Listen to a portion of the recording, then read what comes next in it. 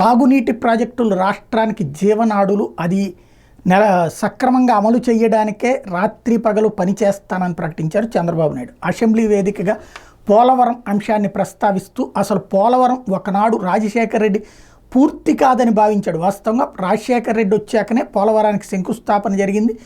ఆయన ఉన్నప్పుడే కుడి ఎడమ కాలవల తవ్వకాలు కూడా జరిగినాయి. మెయిన్ దానికి అటవీ శాఖ అనుమతులు, పర్యావరణ అనుమతులు ఆగడంతో ఇబ్బంది పడ్డారు.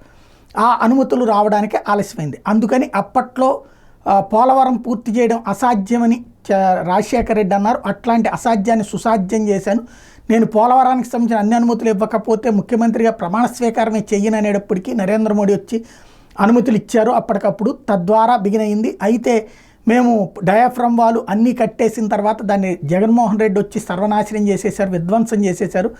అలాంటి వాళ్ళు అసలు ఈ సమాజంలో ఉండటానికి అనర్హులు. అట్లాంటి పోలవరాన్ని ఇప్పుడు ఎట్టి పరిస్థితుల్లో పూర్తి చేస్తాం అన్నటువంటి విషయాన్ని ప్రకటించారు.